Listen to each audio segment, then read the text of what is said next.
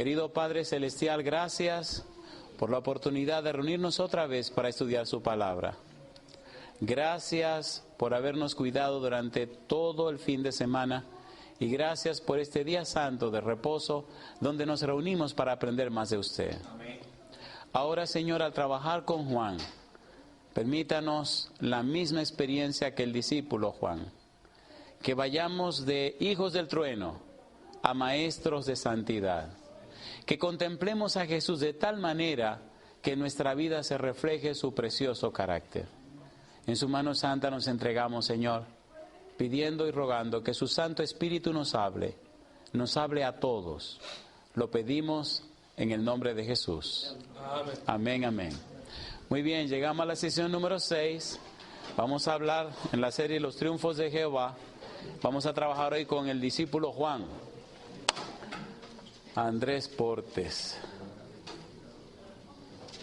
San Juan capítulo 1, versículo 35 en adelante. Cuando Juan y Andrés vieron que Juan Bautista señaló a Jesús como el Cordero de Dios, ellos tomaron una decisión. Hay un libro que se llama 12 hombres comunes y corrientes. Es el mismo autor, John MacArthur.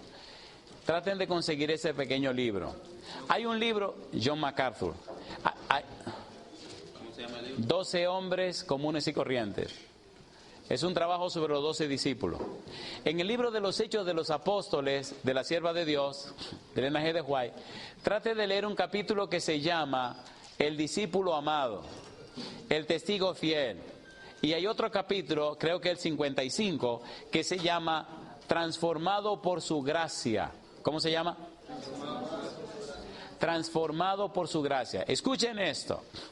Hemos hablado de la experiencia, por ejemplo, de José, donde Dios hizo maravillas en Egipto. De Moisés, cuando Dios hizo maravilla. De Josué, Dios hizo maravilla. Hemos hablado de Elías, Dios hizo maravillas. Hablamos de Pablo, etc. Pero la maravilla más grande que Dios puede hacer es cambiarnos a nosotros. Por eso dejamos Juan de último. Los triunfos de Jehová en la vida de Juan no se llevaron a cabo en la vida de otros, se llevó a cabo en la vida de Juan. ¿Se entendió? Dice la sierva de Dios que la más grande batalla que podemos lidiar y ganar es la conquista del yo. Seamos sinceros, ¿verdad que lo que más guerra le da al Espíritu Santo es el yo nuestro? ¿Sí o no? Mira lo que dice Romanos 8:26. Romanos capítulo 8, versículo 26. Y abra sus ojos a esta cita, porque es terrible. ¿Cómo dice el verso 26? Romanos 8, 26. Y de igual manera, ¿qué cosa? El Espíritu nos ayuda en nuestra debilidad. Pues, ¿qué hemos de pedir como conviene? ¿Qué dice? No lo sabemos. Pero el Espíritu mismo intercede por nosotros. ¿De qué manera? ¿De qué manera? Gemidos indecibles. ¿Por qué el Espíritu intercede por nosotros con gemidos indecibles? ¿Qué son gemidos indecibles? Adelante. ¿Qué entienden por gemidos indecibles? Llora, ¿qué más? Quejas, como de dolor. Quejas de dolor, muy bien, ¿qué más? Sí, son indecibles. Son indecibles. Bien. ¿Qué significa indecibles? Es que no los puedo explicar. No se pueden explicar. ¿Qué más? Profundos, intensos. Ahora la pregunta que yo le hago a ustedes: ¿no es todopoderoso el Espíritu Santo? ¿Es todopoderoso, sí o no? Sí. ¿Todopoderoso significa que todo lo puede? Sí. Perdonen, pero es no. Pastor, ¿qué le pasa a usted? Lo vamos a sacar de aquí. Escuchen lo que le voy a decir. ¿Puede el Espíritu cambiar un corazón que no quiere ser cambiado? No. Entonces, ¿qué hace el Espíritu? Gime con gemidos indecibles. ¿Cómo Él, siendo todopoderoso, cae desplomado ante el yo suyo que no se quiere entregar? ¿Se entiende, por favor, la frase? ¿Se entiende o no se entiende? Sí. ¿Nos obliga el Espíritu a hacer como a Él le da la gana? No. Tenemos nosotros que rendirnos para Él trabajar con nosotros. ¿Se entienden los gemidos indecibles? No lucha años por año el Espíritu contra nosotros. En estos días estaba hablando con unos amigos acerca de lo que son los esquemas. ¿Verdad que tenemos esquemas en nuestra vida? Y vivimos basados en esos esquemas. Gemidos ¿cómo? Indecibles. Vamos a hablar de Juan. Versículo 35, San Juan 1:35.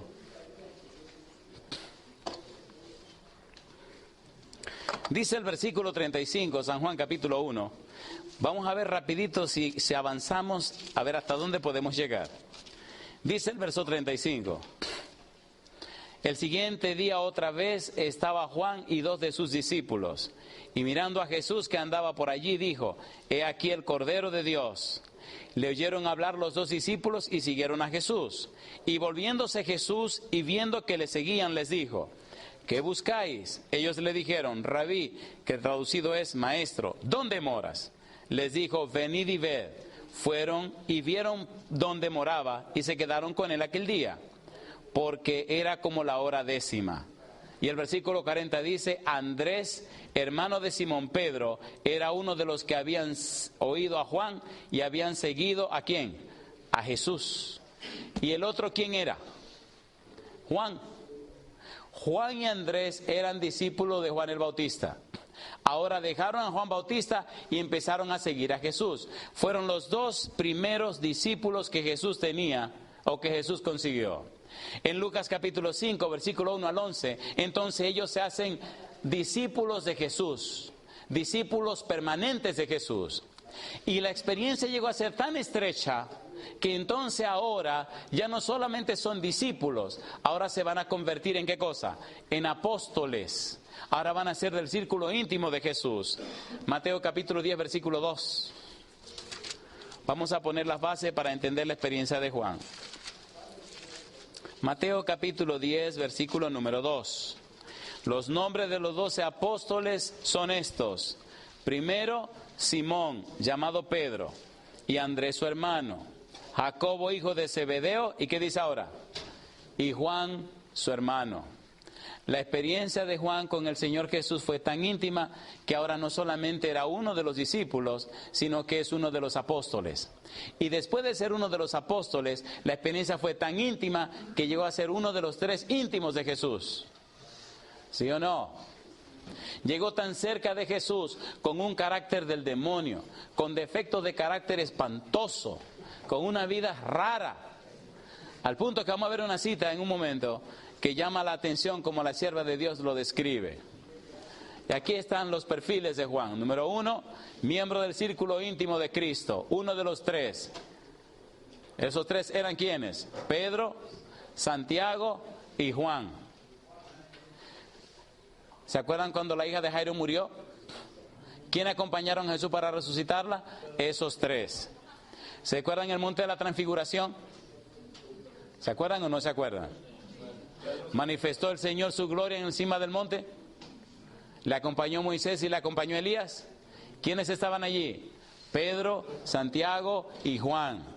En Getsemaní, ¿quiénes estaban allí arriba acompañando también a los discípulos? Pedro, acompañando a Jesús, Pedro, Santiago y Juan. Juan capítulo 21, versículo 20. Esta cita me gusta, me interesa. Hablemos primero de este Juan. Juan 21, 20, ¿cómo dice?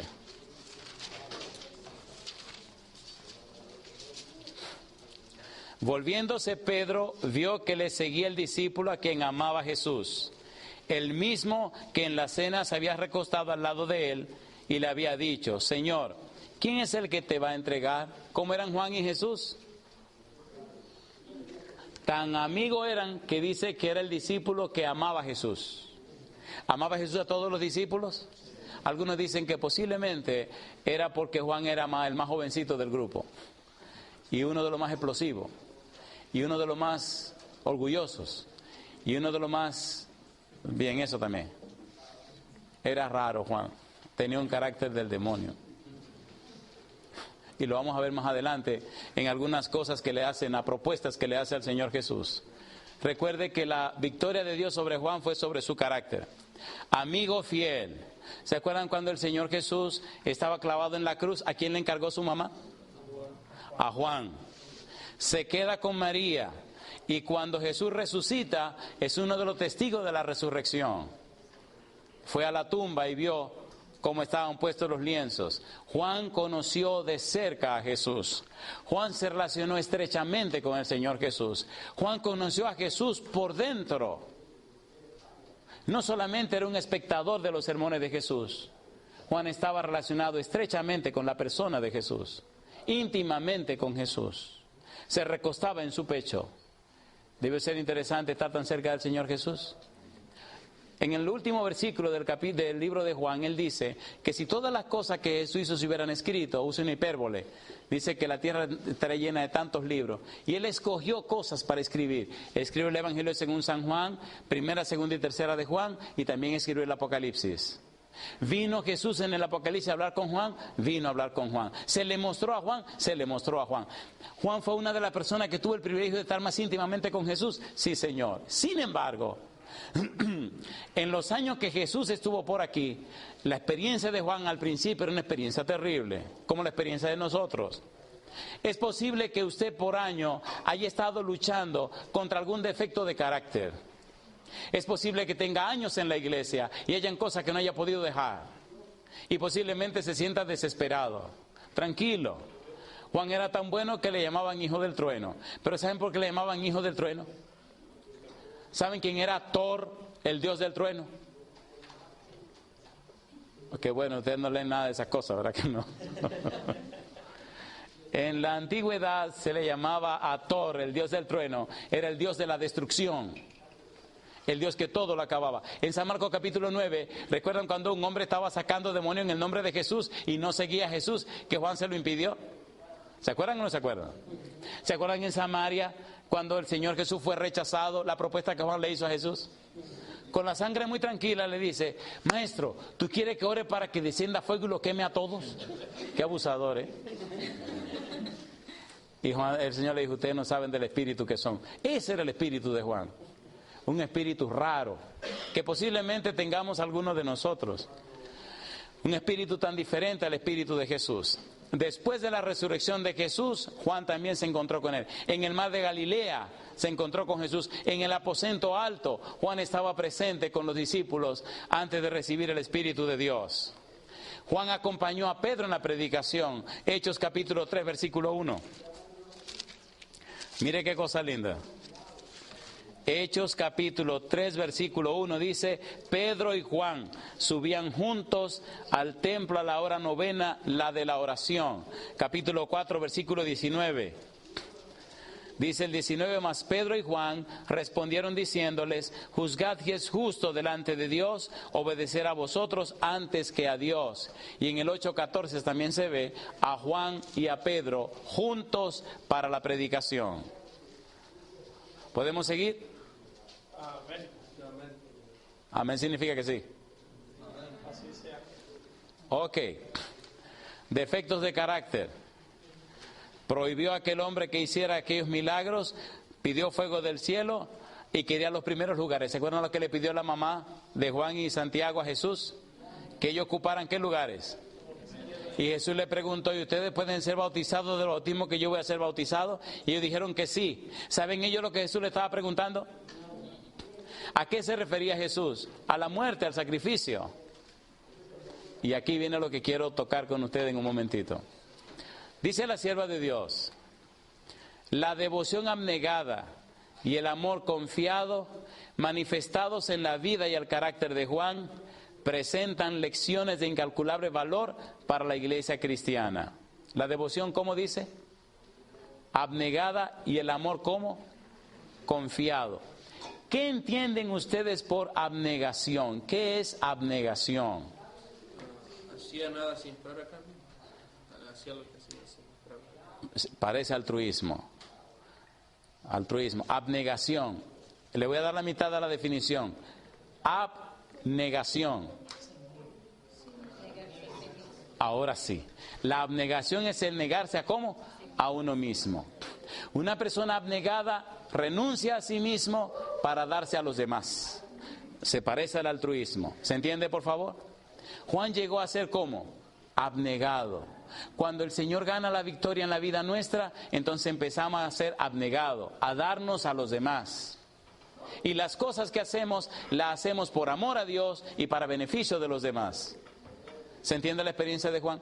El que antes era hijo del trueno, ahora es maestro de santidad. El que antes quería que el fuego descendiera del cielo para acabar con la gente, ahora habla del amor y de la relación de amor con la gente. Todo el quid de este asunto es que si verdaderamente conoces a Jesús, si verdaderamente el Señor ha hecho triunfo en tu vida es completamente cambiada. Y la vida va transformándose, como veremos en un momento, como la luz de la aurora, que va en aumento hasta que el día es como, hasta que el día es perfecto. Sigue diciendo la sierva de Dios, Juan no poseía por naturaleza la belleza de carácter que reveló en su posterior experiencia.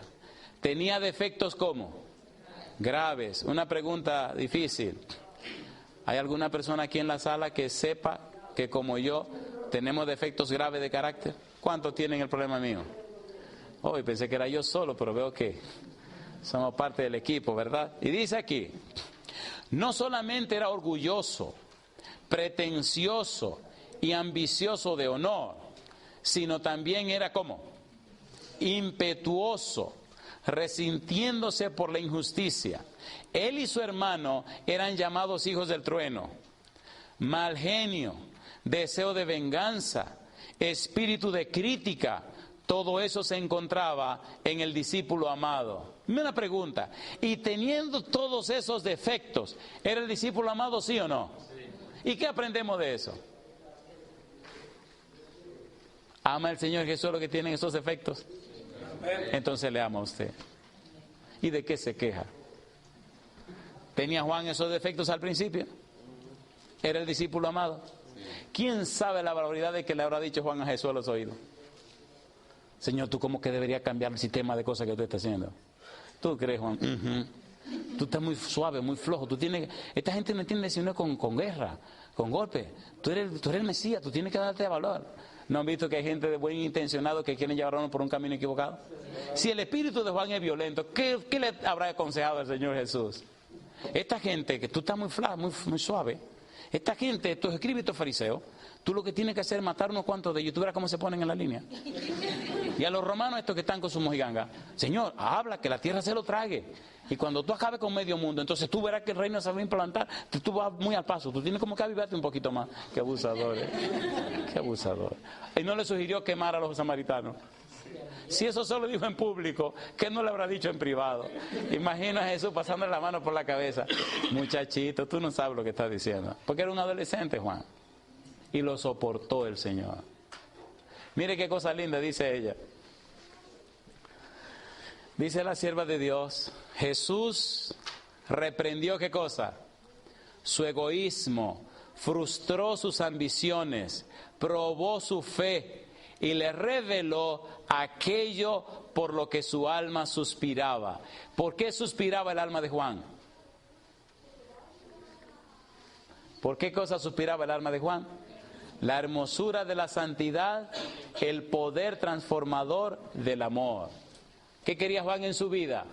Ser santo y ser cambiado por el amor de Dios. Amén. ¿Lo logró? ¿Le gustaría a usted la misma experiencia? Amén. ¿Le gustaría o no le gustaría? Amén. Cuando era niño era muy violento. Muy violento. Todas las noches, cuando llegaba la hora de acostarse, yo no me quería acostar.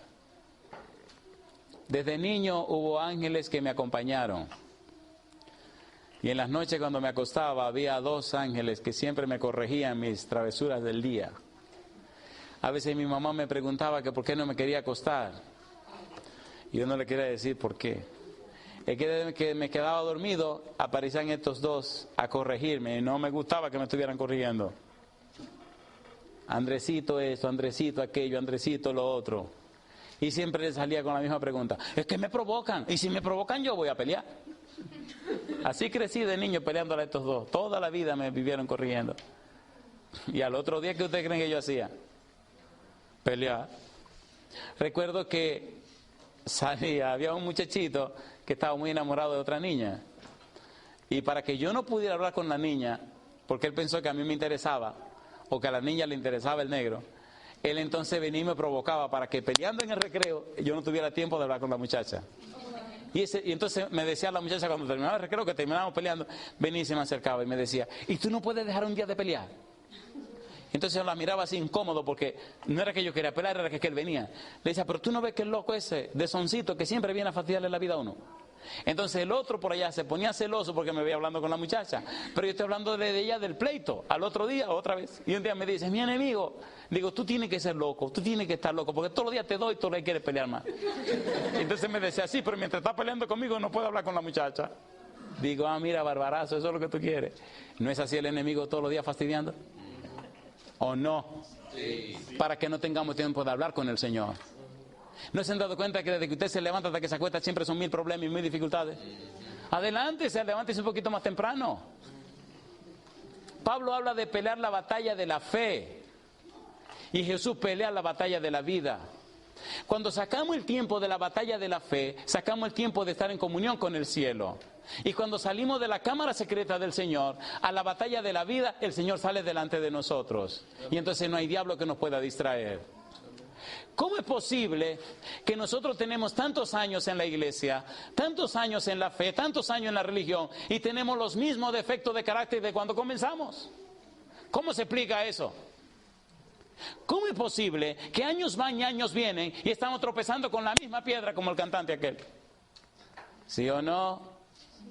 ¿Cómo es posible que en tantos años en la vida cristiana hayamos avanzado tan poco, teniendo un Dios tan todopoderoso como el que tenemos?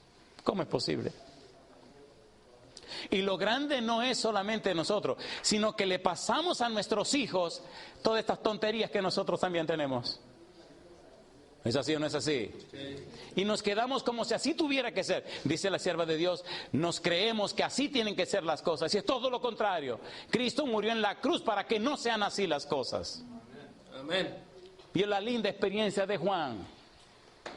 Es la maravillosa experiencia de Juan. Tenemos que predicar un evangelio con nuestra vida, no solamente con palabras. Las palabras se las lleva el viento. Dice la sierva de Dios en el libro Hechos de los Apóstoles, capítulo transformado por su gracia. Semejante transformación de carácter como la observada en la vida de Juan, ¿qué dice ahora? Es siempre resultado ¿de qué? De la comunión con Cristo. Pueden existir defectos notables en el carácter de una persona, pero cuando llega a ser un verdadero discípulo de Cristo, ¿qué dice ahora? El poder de la gracia divina le transforma y santifica. ¿Qué hace el poder? Le transforma y ¿qué más? Y santifica. Hay muchas experiencias en diferentes lugares que hemos tenido que vivir, viendo cómo el Espíritu de Dios toma personas y cambia sus vidas y cambia sus corazones y cambia su manera de ser. El Evangelio es un poder, porque el Evangelio es una persona. Nosotros no predicamos un concepto, nosotros predicamos a una persona. Y la persona evangelio se llama Jesucristo. Para Jesucristo no hay nada imposible. Hay experiencias de matrimonios que ya están para divorciarse. Y cómo siendo presentados esos matrimonios en la presencia del Señor Jesús, cómo ha venido el Espíritu con su espada y ha cortado esas cadenas del enemigo y la persona ha comenzado una linda y una nueva experiencia. El mundo se está yendo a pedazos y es increíble cómo hoy día cada vez aparecen más religiosos, pero la oscuridad del pecado cubre más la tierra. ¿Cómo se entiende que cada día supuestamente hay más cristianos y cada día el pecado tiene más poder? ¿Cómo se entiende eso? ¿No se supone que mientras más luces se encienden hay menos tinieblas? ¿Cómo se entiende que el mal esté tan disperso? ¿Cómo se explica eso? Comience por su propia casa, por su propia experiencia. Y pregúntese, ¿qué está pasando en mi caso? ¿Qué está pasando en mi casa? ¿Qué está pasando con mi experiencia? Cuando estuvimos en Perú, en la Universidad Unión, hubo una persona que se me acercó y me dijo, mire pastor, aquí hay una señora que estudió aquí, se graduó aquí, se casó aquí y tiene 20 años aquí y no se ha bautizado. Digo, ¿qué? Dice, y no tiene planes de bautizarse. Digo, ¿cómo eso? ¿Cómo eso? Dice, tiene 20 años aquí y no se ha bautizado. Le dije, vamos a orar. Y me gustaría saber quién es. Estamos presentando una serie que se llama El Misterio de Dios, el Evangelio de la Gracia.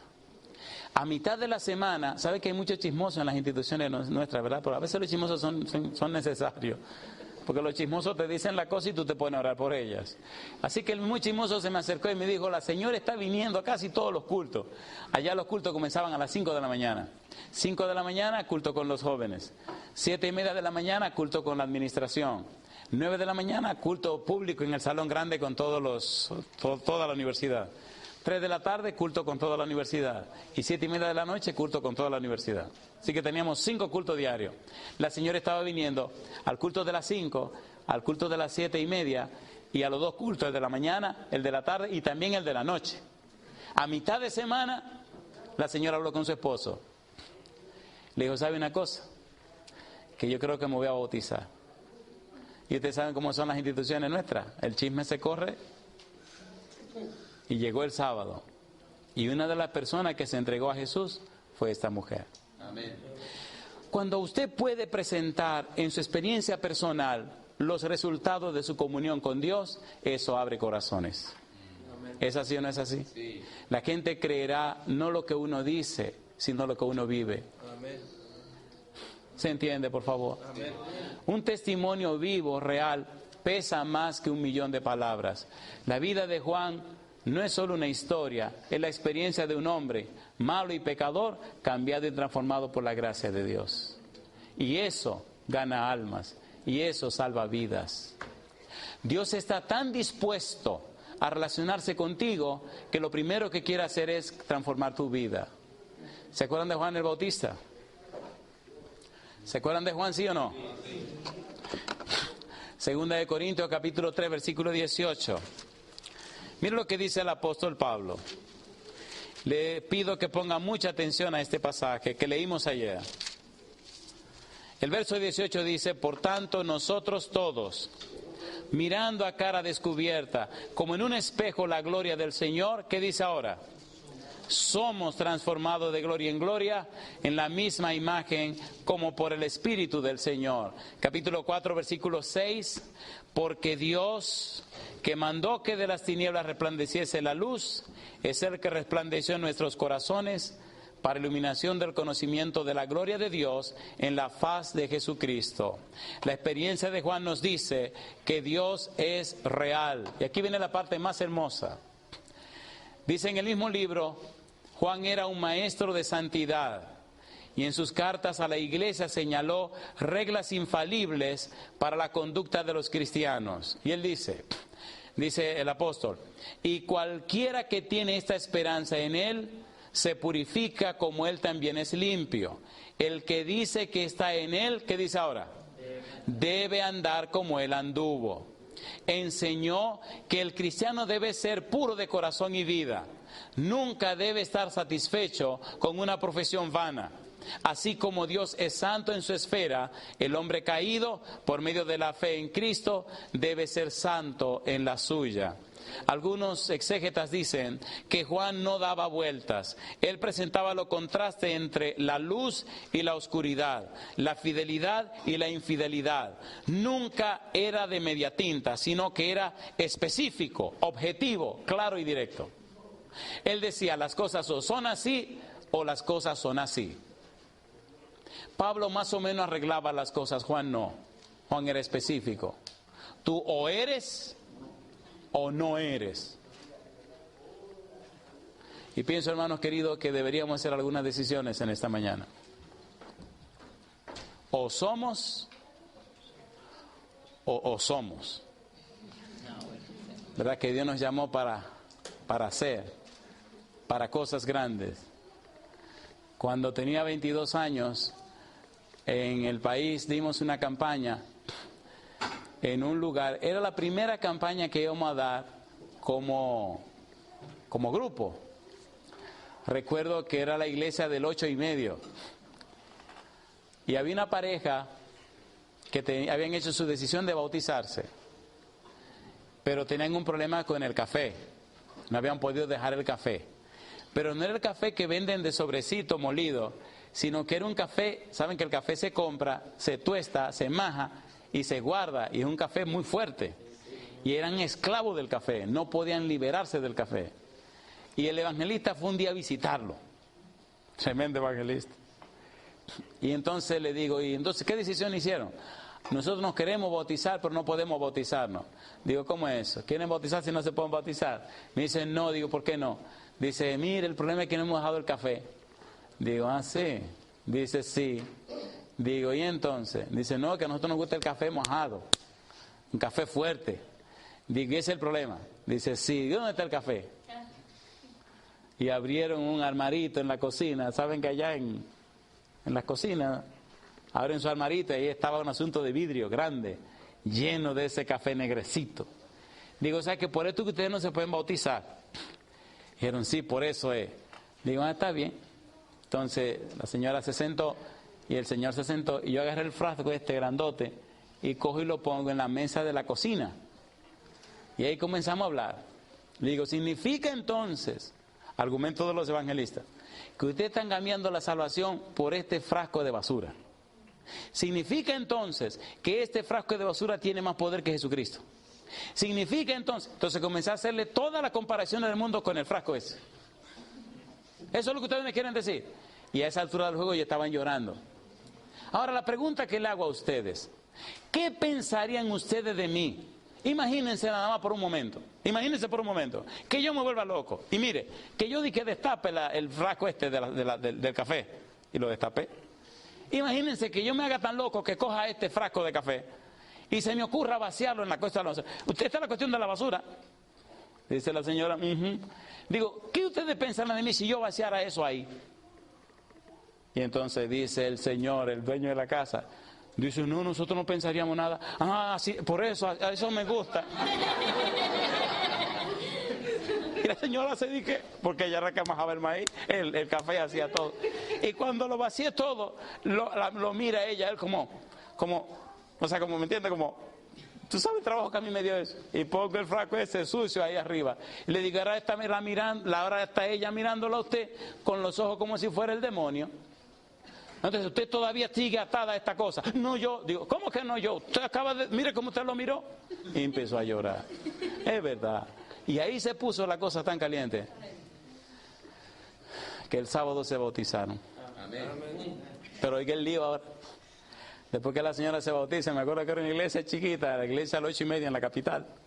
Se para la señora y dice, una señora muy humilde, dice, la verdad que si el muchacho este no bota el café, yo no me hubiera bautizado, ¿no? Y le dice el esposo, qué bueno, porque yo decía, esta va a ser la que va a pegar el grito, el primer pito lo va a pegar esta cuando le boten ese café. Yo no, a mí no, dice ella, a mí no, porque tú no eres que lo prepara. ¿Tiene el Señor poder sobre el café? ¿Y cuál es el café tuyo? Vamos a ser sinceros. Piensa por un momento, ¿qué está pasando en tu vida que no te deja crecer? Sinceramente. Sea sincero con usted, conmigo no. ¿Algún resentimiento? ¿Hay algún odio en tu corazón? ¿Algún vicio por ahí guardadito, callado que nadie sabe? Posiblemente está viviendo una vida doble, una vida para el público y una vida personal. Sé sincero, ¿verdad que todos tenemos algún cafecito que nos fastidia la vida? ¿Es así o no es así? Sí. Piense por un momento, por favor. Juan tenía bastante que arreglar en su vida. Tenía tanto que arreglar que tenía que tomar en cuenta esto que debemos tomar en cuenta nosotros. 1 Tesalonicenses 4:3.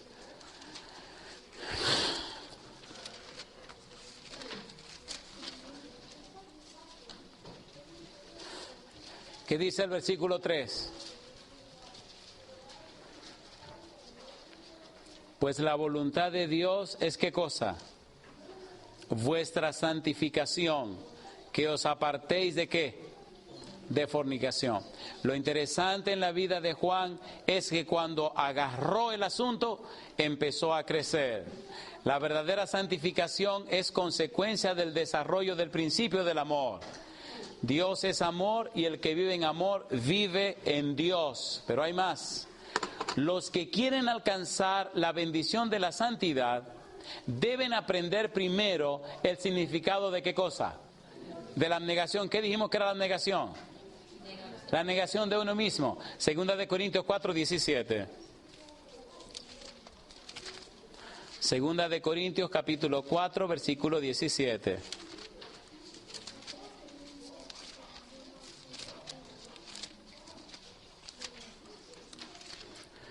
Dice el verso 17. Porque esta leve tribulación momentánea, ¿qué produce? Produce en nosotros un cada vez más excelente y eterno peso ¿de qué? De gloria. Dice más adelante, Mateo 16:24, que debemos presentarnos o que nosotros debemos ser levantados, clavados en la cruz como lo fue Jesús. El año pasado, en el mes de junio, fuimos a la Universidad de Argentina. Y desde el versículo número 21 del capítulo 16 de Mateo hasta el 24, con esos versículos pasamos toda la noche. Jesús decía, es necesario que vaya a Jerusalén. En Jerusalén me van a maltratar. Los ancianos, los escribas y los fariseos me van a maltratar. Al final me van a crucificar. Pero es necesario que yo vaya a Jerusalén. Porque si yo no voy a Jerusalén, entonces el plan de salvación no se da. Es necesario que yo sea clavado en la cruz. Cuando habló con Nicodemo dijo, es necesario que el Hijo del Hombre sea levantado en la cruz. La importancia y la trascendencia de la frase de Jesús, es necesario, nos dice, que se hace imprescindible, número uno, que Cristo muera en la cruz para que pague nuestros pecados. En el libro de Colosenses capítulo 2, versículo 14 en adelante, el Señor Jesús dice que era necesario que fuera clavado en la cruz para que nuestro hierógrafo, nuestra carta de compromiso, nuestro pagaré, el acta de los decretos fuera anulada. Era necesario que Cristo muriera en la cruz para pagar nuestros pecados y entonces liberarnos de las garras de Satanás y entonces exhibir públicamente a Satanás y sus demonios triunfando sobre ellos en la cruz. Cristo tomó el hombre de pecado, Cristo se echó encima el hombre de pecado, Cristo subió a la cruz con el hombre de pecado a cuestas, lo clavó en la cruz en su propia sangre, lo mató en su propio cuerpo y entonces al morir en la cruz vence todo lo que Satanás tenía contra nosotros. Ahora se hace necesario que a usted también lo levanten en esa cruz. El problema nuestro es que no nos queremos dejar levantar. Y nuestra vida cristiana no tendrá sentido hasta que no nos claven en esa cruz. ¿Se entiende o no se entiende? ¿Se entiende o no se entiende? Amén. Hay personas que años van y años vienen en la iglesia y viven una vida rutinaria, una vida cristiana de costumbre. Eso no tiene ningún poder. Hasta que no dejamos que nos claven en la cruz, entonces nuestra vida no tiene sentido. Es renunciar a nuestro yo para que el Señor se glorifique. ¿Es así o no es así? Lo interesante es que, como vimos en la vida de Pablo, en la medida que lo van crucificando en esa cruz, usted se va acercando cada vez más a Dios. Se va haciendo más íntimo con Dios. Su experiencia con Dios se hace más poderosa. Y los resultados de su comunión con Dios se ve en la vida cambiada de la gente que se relaciona con usted. ¿Se entiende, por favor? ¿Se entiende lo que estamos diciendo? Y esos son los triunfos de Jehová. Afuera la gente se pierde, no por falta de palabras. Por todas partes se está hablando del Evangelio. Hace falta poder con la palabra para que las vidas sean cambiadas. Amén. No son muchos sermones lo que la gente necesita. Es una vida consagrada que influencia y irradie poder alrededor y la gente se han tocado y cambiado para la gloria de Dios. Amén. Cada día llegan a mi casa testimonios de personas que no me conocen, pero que le llegó un sermón a su mano, le llegó un sermón a su casa, que oyeron un sermón. Recientemente, la semana pasada, el martes, recibí un correo y lo estaba contestando el martes por la noche de una señora del Salvador. Ella decía en su correo, mire pastor, yo soy católica. Mi mamá y mi familia, todos somos católicos. Pero en la radio adventista aquí del Salvador, de la capital, todos los días ponen sus sermones y yo los escucho. Y yo le doy gloria a Dios, porque esos sermones me han hecho ver la vida de otra manera. Me han hecho entender las cosas diferentes. Ahora yo conozco un Dios distinto, un Dios que se ocupa de mí, que se preocupa por mí, que quiere relacionarse conmigo. Ahora entiendo que la religión es una relación con Dios, no es el cumplimiento de cosas. Y me he sentido contenta. Y me decía, en estos días se murió mi hermano. Y en casa estamos muy doloridos y muy acongojados. Por favor, cuando usted pueda, contésteme este correo. Estábamos de viaje, llegamos el domingo. Entonces, el martes leí el correo de la señora y le contesté. Una pregunta le voy a hacer. ¿Creen que es importante para ella que le contestara en ese correo? Claro, amén. ¿Sí o no? Sí. Pero escucha ahora cuál es uno de nuestros problemas como cristianos. Estábamos en Panamá. Ve a Panamá. ¿Cómo? Ve a Panamá. En las tablas de Panamá. ¿Algún panameño aquí? Claro, ¿Usted es panameño? claro. Ay, papá está defendiendo su país. Estamos dando una campaña en las tablas en Panamá y hay un mayor de la policía que es cristiano y habían unos adventistas hablando con él. Pero ¿a qué no me dicen qué era lo que le estaban tratando de ajustarle al pobre hombre? Ay, mamacita. La ley del sábado, compadre. Le estaban dando garrotazo con la ley del sábado. Y el hombre ya no hallaba dónde poner la cabeza. Imagínense ese jefe de la policía y esto metiéndole candelazo y él tratando de esquivarse y candela y candela. Y llegué inocentemente a la oficina y nos sentamos. Y cuando llegué, pues, todo el mundo se calmó. Y me estoy tranquilo mirando qué es lo que está pasando. Y él como militar me mira y le dice, él es el pastor Porter, el que está predicando, que sé qué. Y lo saludo y nada más.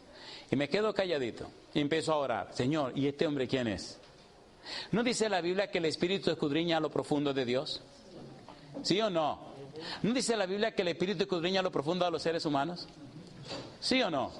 Así que si usted quiere saber sobre una persona, ¿a quién debe preguntarle? Pregúntele a Dios. Si usted está en la obra misionera, haciendo la obra de salvar las almas, ¿no dijo Cristo que el Espíritu se encargaría? ¿Lo dijo o no lo dijo? Sí. Claro. ¿Y no dijo que el Espíritu le enseñaría en su momento lo que debas aprender? Entonces le pregunta al Señor, ¿y este hombre quién es? Y qué cosa linda, es un hijo mío, es un siervo fiel que yo tengo. ¿Saben lo que es eso? Digo, así, sí. Y ahí empezamos a hablar. Y de repente me quedo mirando al Señor y le pregunto, oiga, ¿puedo hacerle una pregunta? Dice, sí, claro.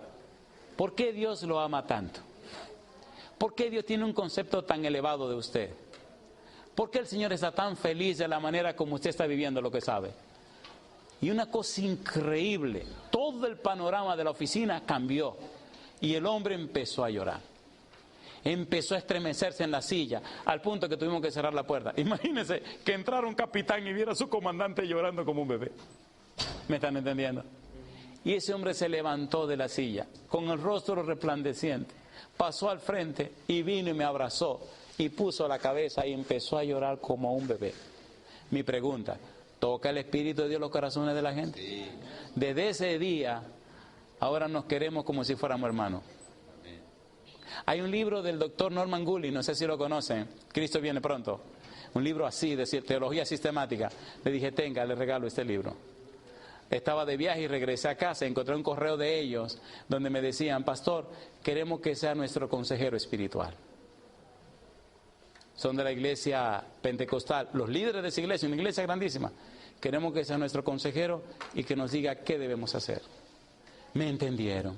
Amén.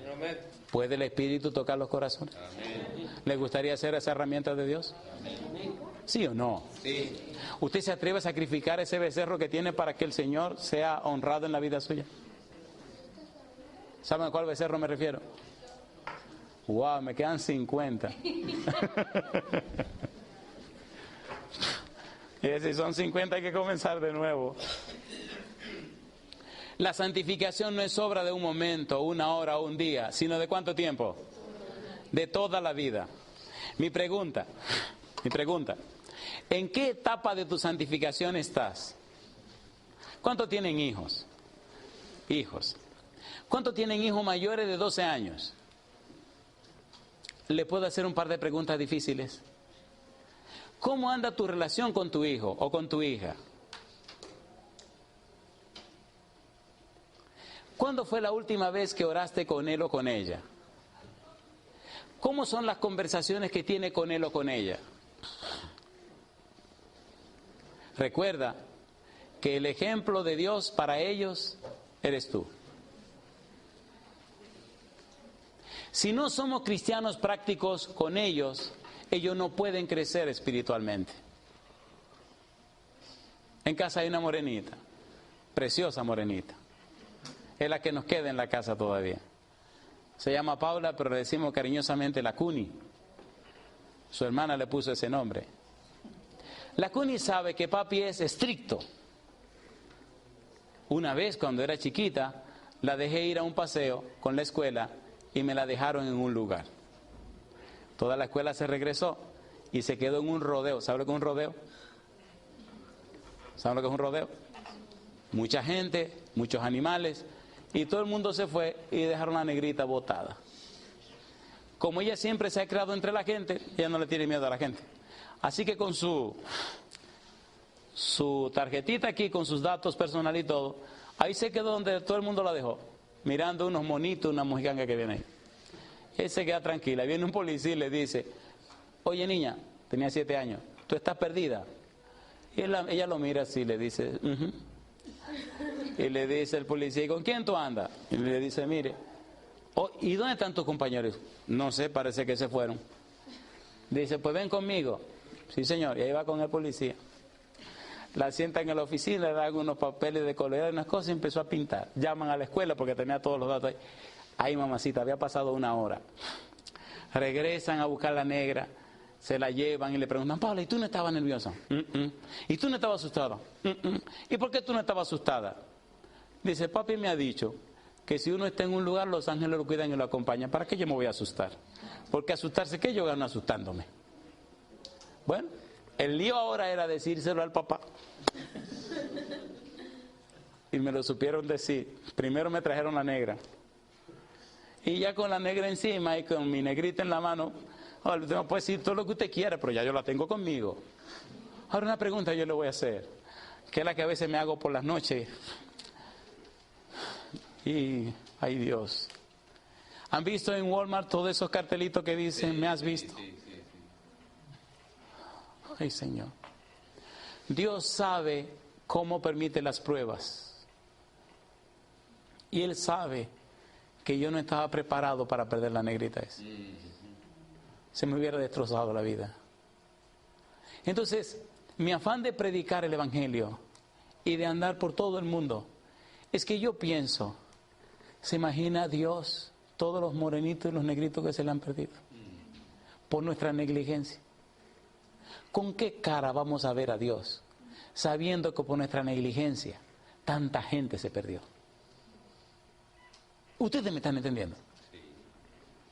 Entonces ahora cuando hay un paseo, y ella viene muy sabrosona porque es muy sabia, ella comienza a prepararme unas cuantas semanas antes. Siempre tengo la misma filosofía. Papi, mira que en la escuela hay un paseo así que se... Ah, sí. ¿Y tú quieres ir? Sí, fantástico, no hay problema. Amén. Dice, pero... Digo, sí, tú sabes que siempre hay un pero. O va mami, o va uno de tus hermanos. Sola no va. No me lo pintes de ningún color, que sola no va a ir. Si tu mamá va, tú vas. ¿Tengo razones para desconfiar o no tengo razones? ¿Me entendieron? ¿Se entiende o no se entiende? ¿Verdad que las situaciones de la vida nos dejan traumatizados? El único que no te va a defraudar nunca es Dios. Mi pregunta esta mañana: ¿le gustaría a usted cambiar esa experiencia espiritual que tiene? Sea sincero, ¿sí? ¿Usted se atreve a vivir la vida esa que está viviendo todo el tiempo? Yo le voy a decir algo: si mi vida cristiana fuera como la de mucha gente que yo hoy conozco, oiga, yo hiciera un cambio rápido. Tenemos 2 negritos ahí en la universidad. Digo negritos porque yo no soy blanco. En King tengo 2 hijos. Y me llama un día la damita, la hembrita, me dice: papi, digo, dime mi negra. Dice, la influencia es fuerte aquí de los muchachos y de las cosas. Porque no es lo mismo estar en casa que estar solo por allá. Le digo, mi negra, ¿y entonces? Dice, yo leo mi Biblia, pero como que no estoy leyendo como siempre, papi. Yo siento como que yo no soy la misma, como que yo no sé qué es lo que me está pasando. Como que me están influenciando mucho a la gente. Le digo, mi negra, lo que tienes que hacer es lo siguiente. Tómate 3 días. 3 días. Y nada más come fruta. Y bebe jugo y bebe agua. Y pásatelo orando en todo el tiempo que pueda y leyendo la Biblia. Para que esas cosas se te quiten. Cosas ricas. A los 3 días me llama, papi. Digo, dime mi negra, funciona. O sea, chula mamacita. Ella va a cumplir 19 años ahora. Dice, papi, ya volví otra vez. Leo mi Biblia, estudio mis libros y papi, ya volví a ser yo misma otra vez. ¿Usted no siente que hay una cosa como que lo envuelve? Vamos a ser sinceros, ¿no lo siente o no lo siente? Como que lo compromete con tantas cosas que usted no hace ninguna que le favorecen. ¿No le pasa a ustedes? Sea sincero, ¿sí o no? Sí. Como que no hay tiempo para estudiar la Biblia, no hay tiempo para orar sinceramente. Y las cosas espirituales las hace tan a la carrera que no sabe ni lo que está haciendo. A veces la vida cristiana se convierte solamente en un cumplimiento de deberes, pero no hay el gozo, la frescura, la alegría, la emoción, el entusiasmo de saberse en comunión con Dios. ¿Es así o no es así? ¿Es así o no es así? ¿Le gustaría que eso sea roto en el nombre del Señor? ¿Le gustaría cambiar esa experiencia? Si usted cambia esa experiencia, mucha gente será beneficiada por usted. Hay gente que lo está mirando y cada día se están hundiendo más porque no ven en usted lo que deberían ver. Eso es lo doloroso y lo triste. Hay gente que necesitan apreciar en usted y recibir de usted el poder y la influencia necesaria para motivarse a salvarse y no lo hacen porque usted no refleja ese poder. ¿Le gustaría que oráramos por eso, por favor? Y posiblemente alguna de esas gentes son su propia familia. Hijos, madre, padre, esposo, esposa. En Guadalupe conocí una dama, un caballero, que no quería venir a la iglesia. Andábamos visitando gente y me dice el pastor, en ese apartamento vive una familia adventista, la esposa es adventista. Tocamos el timbre y la esposa no estaba. Y entonces vino el esposo. Y cuando el esposo vino empezó a protestar contra la esposa. Lo desafiamos a que viniera a la iglesia, que oyera los mensajes. Y qué cosa linda que la conferencia duraba 29 noches. A la 3ª semana, cada noche él iba dando los pasos necesarios para conocer a Jesús. A la 3ª semana vino y habló con nosotros que había tomado la decisión de bautizarse. No por testimonio de la esposa. Por el testimonio de la esposa no venía a la iglesia, sino por el testimonio de Jesús. Y le dijo al dueño del trabajo que él renunciaba al trabajo porque nadie le iba a impedir su bautismo. Y el dueño del trabajo no lo quería creer. Le dieron el sábado y el jefe, el dueño de la fábrica, vino con él a la iglesia esa noche para verlo bautizándose.